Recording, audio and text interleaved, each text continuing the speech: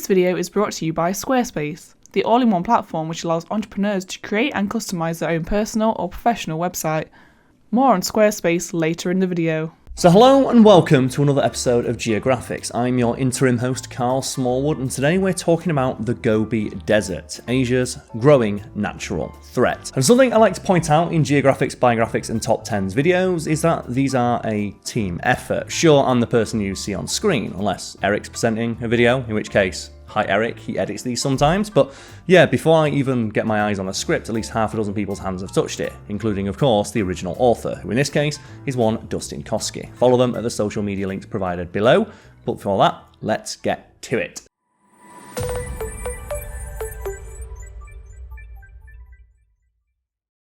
In the heart of Asia lies the 5th largest desert in the world, positioned on the list between the Arabian Desert and the Patagonian.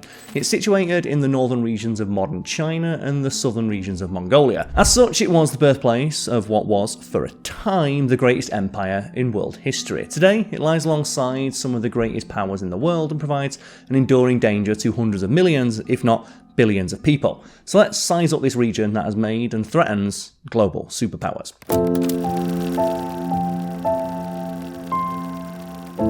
So the Gobi Desert is approximately 13 million square kilometres in size, which is about the same size as Spain, France and Great Britain combined. It spans roughly 1,600 kilometres from east to west and varies between 500 and 1,000 kilometres north to south. While it falls well within the traditional definition of a desert in that it only receives on average about 7.6 centimetres of rainfall annually, it's far colder on average than deserts like the Arabian or the Sahara. And as an aside, that definition of a desert I mentioned, of just a place where very little rainfall occurs, that means places like the Antarctic are considered to be deserts because very little rainfall happens there either. It's just one of those fun geography facts that you know it's true, but you don't want to accept that it's true. It's like, okay, yeah, I get it, but a desert should be hot, right? Well, not really. And in the case of the Gobi, it gets surprisingly cold, with temperatures going as low as like minus 40 degrees Celsius in January, which is not much warmer than the lows of an average winter in northern Finland.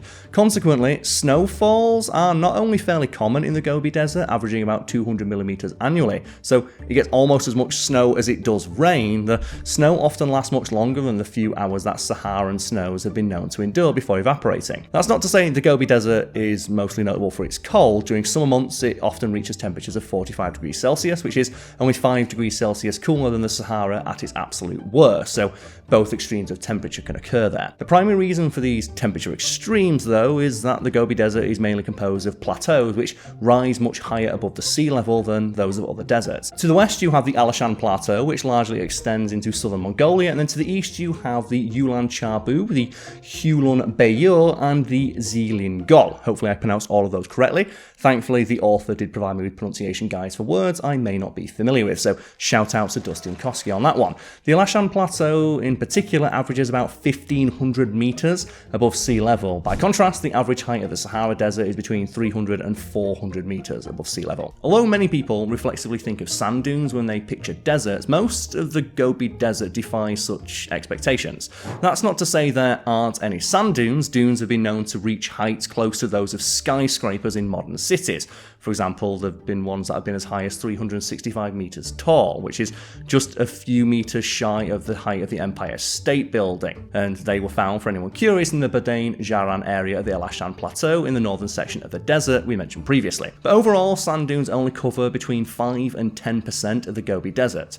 As we'll see later in this video, that's already far more than enough for quite literally billions of people. Much of the Gobi Desert is hard gypsum and halite rock. Anyone passing through who desperately needs water has the mixed blessing that there is considerable amounts of water available in many areas of the Gobi Desert, but the misfortune is that potable water can only be found by digging down for springs, and we all remember the parable of the man who built his house on the sand. It's quite hard to dig through.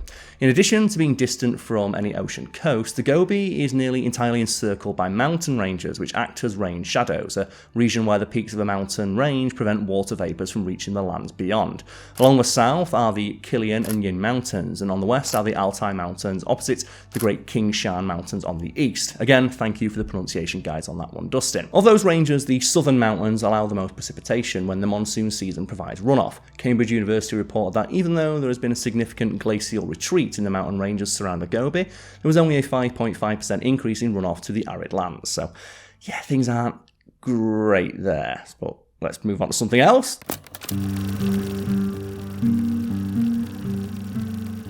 Like many deserts, the fauna of the Gobi is far more diverse than you might expect, given its arid, almost desolate appearance. There are over 225 different animal species within it, of which there are about 160 birds and about 50 mammals. Arguably the most prominent of these animals are the Bactrian camels, the goitered gazelles, the Kulon donkey, the taki horse, the Saiga antelope, and the Gobi bear. These animals are collectively known as the Great Gobi Six. This bestiary is noted not because they're so plentiful that they fill the landscape, but because, conversely, they become so seriously endangered. And of the endangered animals of the Gobi Six, the Gobi bear is inarguably the saddest example, because there are only about 20 still left in the wild, according to the most recent estimates we could find, and that's well below what is referred to as reproductive viability, which means that even if we left the species alone from this point onwards, there's a good chance the species would not survive, because there's just simply not enough genetic diversity to help the species continue. Yeah, kind of sucks. So let's try and move on swiftly, shall we? So the implications of this go far beyond any specific species, as many of the 400 species of flora in the Gobi rely on the droppings of the many animals that live there for fertilizer. And as we'll see, the loss of the Gobi plants can have impacts that are felt by humans outside the desert, sometimes centuries later. Still, while they are not overwhelmingly plentiful, these animals have their distinctive aspects. For example, the Bactrian camels are unique from their Arabian and African cousins in that they have 2 humps instead of 1, which was useful for transporting goods on the Silk Road for many centuries. And just a fun fact about camels, because I don't think camels really get their due all that much. There is, a kind of animal known as a beast of burden. Think of, your horses, your donkeys, your asses. The animal, not the dirty word I know you're thinking of. Of all the beasts of burden out there, camels are known as being one of the best. So while they can't carry as much weight as a donkey, with donkeys being like the king in that regard, they can carry more than a horse and walk for further on less resources. And there's been numerous points in history where they've tried to replace horses in armies with camels because they are just more effective, efficient beasts of burden than them. But because they're really difficult to train and just awkward, they just mostly end up giving up because the camels just don't want to listen and they require more training than a horse. And I just find that funny, because you just look at a camel and think, you know what, camel, you go, you do your thing. So moving away from the camels and onto the gazelle, the word goiter in goitered gazelle refers to a glandular swelling in the necks of the males that is used to attract females. Likewise, the Saiga antelope has a similar distinctive swelling in its large bulbous nose, which is useful for filtering dust from its bloodstream and for regulating its body temperature during the Gobi Desert's weather extremes. The Kulon donkey is such a shy animal that after the Mongolian Railroad came in 1955, it wasn't until 2020 that one was seen actually crossing it again, which became international news. And last but not least, the taki horse has the distinction of being the only species of horse which has never been successfully domesticated. Such are some of the wonders that develop in the most remote corners of the world. Oh, I'm back here. I guess it means it's time to talk about a sponsor. And I think today's sponsor is Squarespace. Am I right? Yes! So Nisha, you're here, you're from behind the scenes, but now you're with me. Tell me more about Squarespace. So Squarespace is the all-in-one website platform that you use to create beautiful websites. See, that's the thing about websites. They often look very, very ugly, and I guess they're designed by people who don't really know what they're doing. Like me, I wouldn't know what I'm doing. So Nisha, how would Squarespace help me, an idiot, make a website? Well, they have this thing called a Fluid Engine, which is literally the easiest thing to use because it's a drag and drop system. Perfect.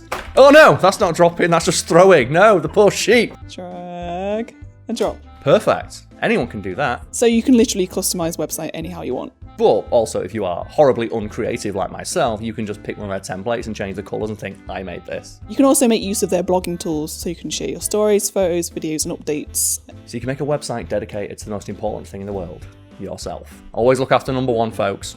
So thank you to today's sponsor, Squarespace. Check out Squarespace at squarespace.com/geographics for 10% off on your first purchase of a website/domain using the code Geographics. So thank you to today's sponsor, and I'd like to end, as I often like to do with these sponsored spots, with a bonus fact for the audience at home. Did you know that doctors once seriously warned people about the dangers of being close to lions if they're allergic to cats? Because if you are allergic to cats, you are also, fun fact, allergic to lions. Not the fact, they could attack you. Exactly. Yeah. It's like they actually issued an actual warning about, so if you're allergic to cats, don't go near lions because you'll also be allergic. And it's like, it's a lion!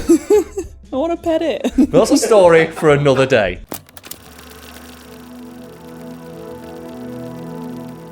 Inside baseball here. Myself and Eric, who you may have seen presenting some of the videos on this channel, communicate behind the scenes on which of the videos we'd like to do. And I just got a message from Eric last week of, there's a new video up, I'm going to leave it for you. Like, oh, okay, any particular reason why? I went, it mentions dinosaurs and donkeys. I'm like, thank you, Eric. You know how much I love dinosaurs and donkeys. So let's get to the dinosaurs, shall we? So, like the Saharan desert, tens of millions of years ago, the Gobi Desert was a much more hospitable place. During the Cretaceous era, it varied between coniferous forests and semi-tropical areas. And an individual who took great advantage of this was one Roy Andrews, who led the first Western archaeological expedition of the Gobi in 1920, where every member rode in a Dodge vehicle because Dodge sponsored the trip in exchange for his endorsement, because companies used to sponsor cool things like trips to find dinosaurs and not YouTube videos. The expedition found this much wetter past meant that the region preserved some truly exceptional dinosaur fossils. For example, the first fossilized dinosaur eggs were discovered there, and at the time it was still debated whether or not dinosaurs actually laid eggs. Now we know definitively that they did. We've seen them. Altogether, Andrews led 6 expeditions between 1920 and 1930, and during a 1923 expedition, his team member, Peter Kyson, found the first known velociraptor, which we should note is much smaller than the monster familiar to many fans of the Jurassic Park series. However, in recent years, they did find, I think, a jumbo raptor, they ended up calling it, which looks much closer to what velociraptors look like in the films. So, yeah. Velociraptor, the dream of just big old velociraptors running around just velociraptoring is still alive, at least in my heart. All these discoveries were quite surprising for Andrews, as he had begun the expedition in the first place looking for the remains of ancient humans. The closest he came was when his teams found a number of mammal fossils that provided groundbreaking evidence that mammals had existed around the same time as dinosaurs. And since these findings only amounted to a few mouse-sized rodent remains among the dinosaur fossils, naturally these discoveries were a bit overshadowed. And I guess I have to mention one of my favourite, posts on the internet, if the editor would indulge me and include it in this video, and it's just the image of the dinosaur looking at the meteorite about to hit Earth and just telling the rat to get underground. It's I know that's not how it happened, but that one always makes me giggle, almost as much as the one of, I got kicked out of the Flat Earth Facebook group for sharing the forbidden image, and it's the meteorite hitting the flat disk and all the dinosaurs flying into space. That one just always sends my sight into orbit, much in the same way all those dinosaurs flew into the atmosphere. When the region came under communist control, shortly afterwards, there were still some dramatic finds. In the 1940s, for example, Soviet scientists discovered evidence that the Tyrannosaurus rex, which, for anyone who doesn't know, I love telling people this, Tyrannosaurus rex stands for Tyrant Lizard King, which is why the Tyrannosaurus rex is the coolest dinosaur. And I feel so bad for scientists who keep discovering new, better quote-unquote dinosaurs, because they always have to use the Tyrannosaurus rex as a point of reference, and usually they'll say it probably could have beaten a Tyrannosaurus rex in a straight-up fight, but then the Tyrannosaurus rex is called Tyrant Lizard King. I don't care about the Spinosaurus or anything like that. Tyrant Lizard King. You can't top that name. But in regards to the discovery of this Tyrannosaurus Rex skeleton, it showed that the dinosaur had likely come from Asia, not modern North America as people had previously believed. Then in 1965, Mongolian paleontologists found the appropriately named Gobi hadros, which bewildered people with its duck-like mouth, which is further proof of dinosaurs, eventually becoming the birds we know today, which just makes them more terrifying. People say dinosaurs being like birds makes them less scary, and it's have you ever seen a goose? Can you imagine a 35-ton goose? Can you imagine 40 30-ton geese? Can you imagine that world? Can you imagine if geese ate meat? You don't find that scary? That's terrifying. But moving back to discoveries, even as late as 1971, a Polish expedition found an iconic fossil of a velociraptor fighting a Protoceratops, which is a smaller, hornless version of the arguably more famous Triceratops, a pre-Ceratops, if you will. Now, considering that research indicated that the Gobi Desert only became such an arid place about 5 to 10 million years ago, dinosaurs didn't get to live to see their homeland become uninhabitable for them. So I guess, they got out early.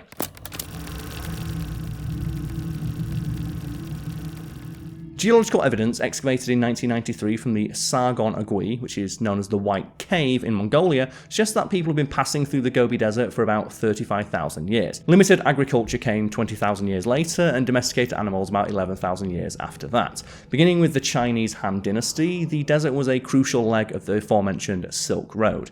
Permanent occupation of the Gobi Desert has always been exceedingly rare. Even with all the modern technological advances to the region and such infrastructural developments as the Line Barrigada Highway, which at 930 kilometers is the longest desert highway in the world, the total native-born population of the Gobi Desert is only around 57,200 people. And to put that sparser population in perspective, that is less than 1/10 of Wyoming's, the least populous state in America. The most prominent race of people to ever call the Gobi Desert home were unquestionably the Mongols. In fact, Gobi is a Mongol word that has long been debated to either mean waterless place or gravel desert, which sounds like just so Game of Thrones. Now, for centuries, these nomads used horses and golden eagles to hunt, and eagle hunts remain a popular festival activity to this day. In the 13th century AD, Genghis Khan's army crossing the Gobi Desert in 1211 to attack the Jin dynasty in northern China was regarded as one of his most momentous military accomplishments, often being compared favourably to Hannibal's crossing of the Alps. When the Mongol Empire reached its height as the largest empire in the world in 1260, the Gobi Desert laid at its ceremonial heart. Other ethnic groups living in the Gobi include the Kazakhs and the Uyghur people, a Muslim minority group who will be probably most familiar to viewers at home from reports that the Chinese government has been committing acts of cultural genocide against them. But that's a topic for another day with a more staid and capable host. So if you'll forgive me, we'll move swiftly on from that one. So there are Chinese plans for a major demographic shift in the next couple of decades to accommodate projects, including 255 gigawatts of solar energy production by 2030. If this goal is achieved by that date, it would be more than enough power to power the whole of Mexico twice over. That will require a large number of Chinese people to move to the desert, and by some estimates, more than 500,000. And at the time of writing, and presumably recording as well, because I know this was written a few days ago, it's a migration process that has only just barely begun.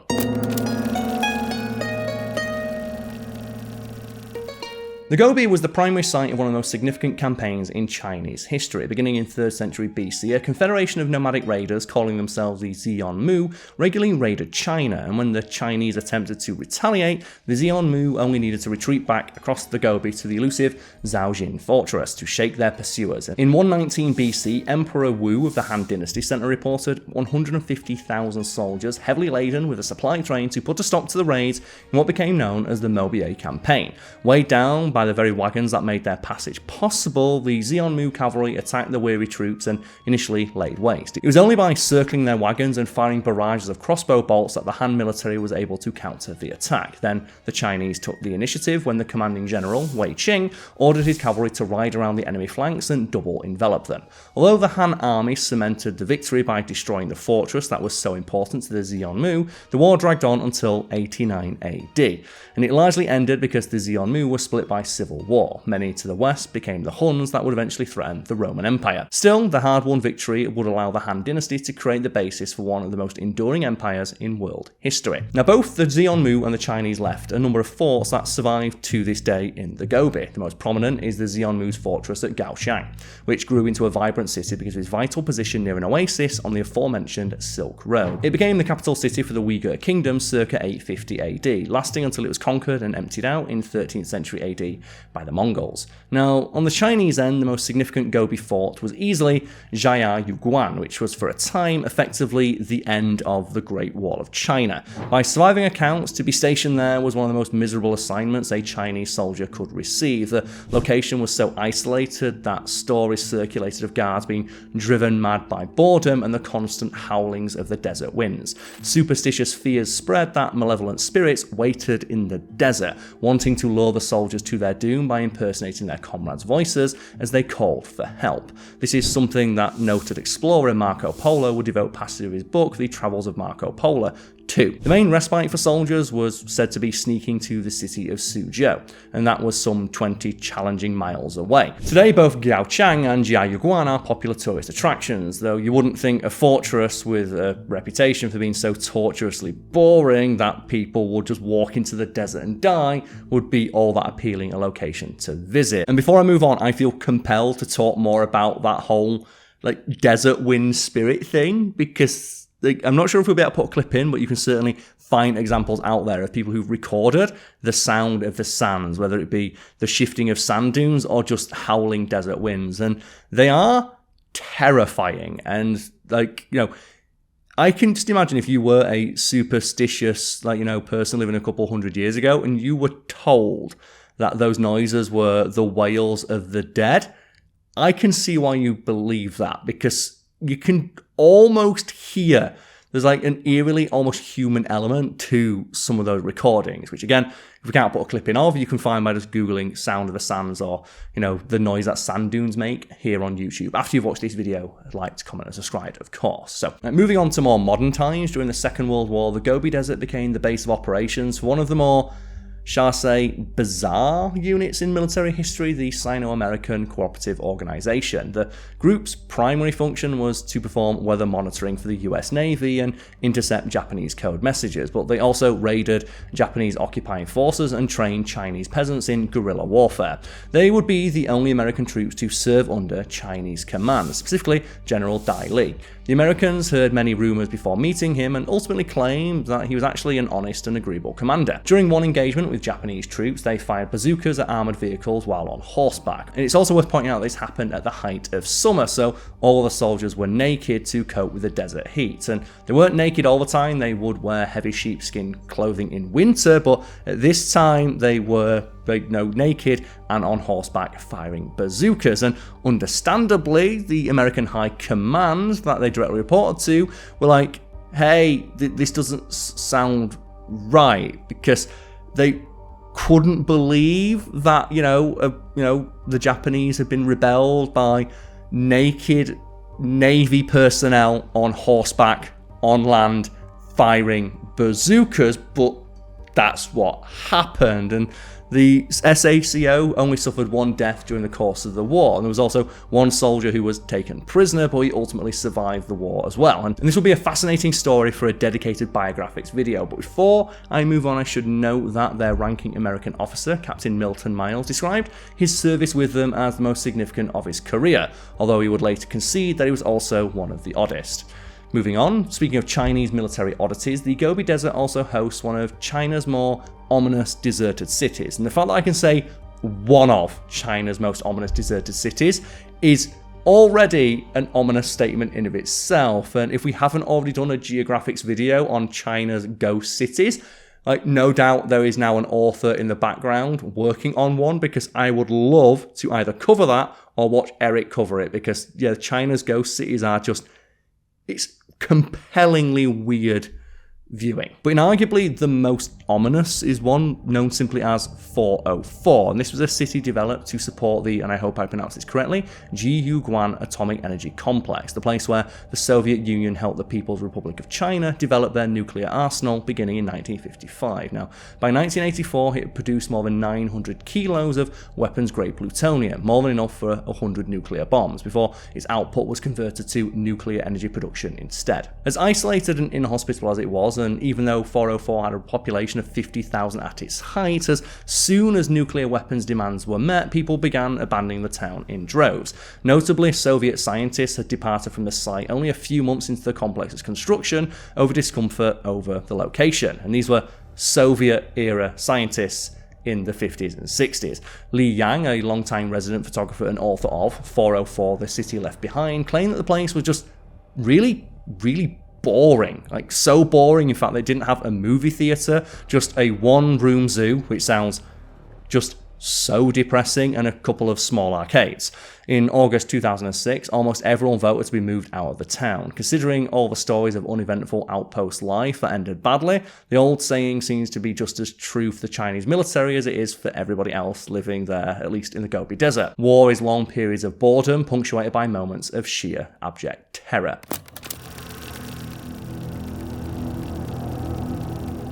In recent years, the Gobi Desert has expanded quite dramatically beyond its baseline 1.3 million square kilometers. In 2017, it was reported that an extra 3,600 square kilometers were drying out and becoming part of the desert each and every year. That desert terrain already covered about 27% of the total Chinese territory and 30% of Mongolia, so it was no trifling ecological matter. 1/3 of China's population relies on food grown in the threatened agricultural regions. In fact, the State Forestry Administration, the SFA, reported that this desertification was costing China as much as $6.9 billion each and every year.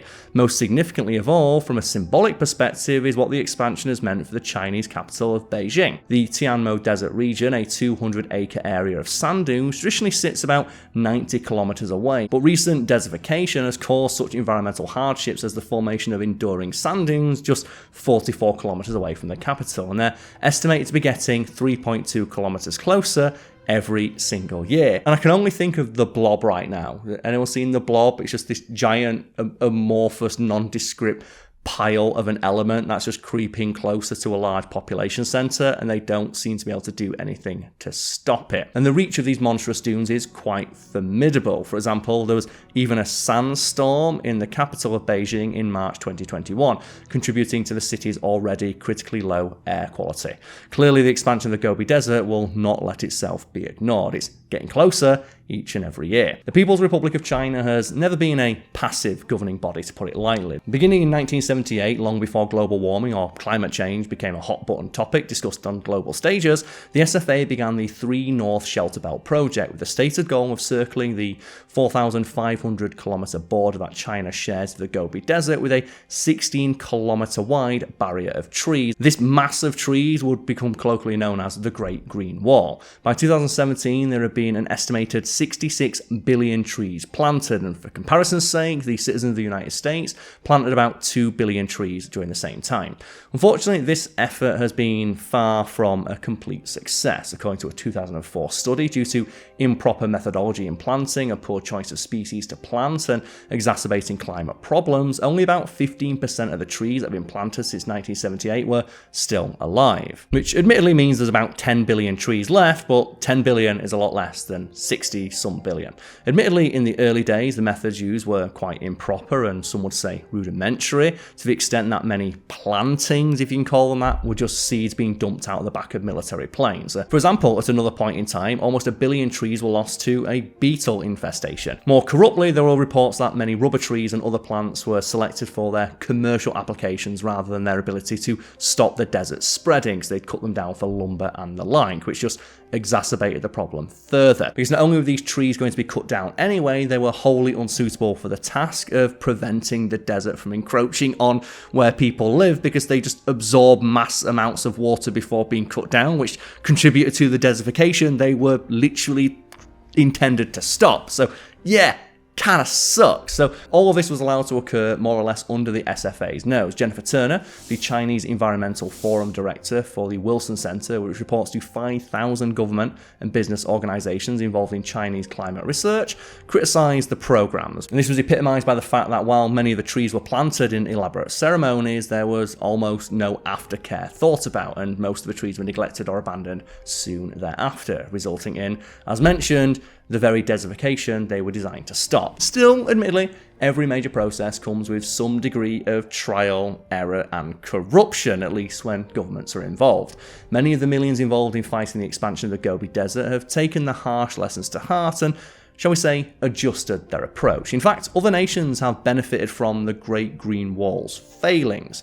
For example, more than 24 African countries are fighting the expansion of the Sahara Desert, and cooperation between them and China has been noted as being quite invaluable. Plants that are much more adaptable to desert sands and soil have been found, such as the sweet vetch, which has an 80% success rate in the desert. Between 2000 and 2017, the Gobi region of Douala, for one, went from being less than 13% forest to more than 31%. Nationwide, there was a prolonged period of tangible success. By 2014, the growth of the Gobi was reversed and the number of sandstorms in China lowered by 20%. And as encouraging as stories and statistics like that are, there's still quite a way to go, because in 2016, the Taipei Times reported that the average rate of desertification, the rate at which the Gobi Desert was growing, was back to the average it was before it had been prevented, before they managed to reverse it ever so slightly. So while it's not going to be easy, stories like this show that it is possible to slow, halt, and in some cases entirely reverse the path the Gobi is taking outwards. It's just going to take some time, which is presumably why the official plan is to continue the program at least through 2050.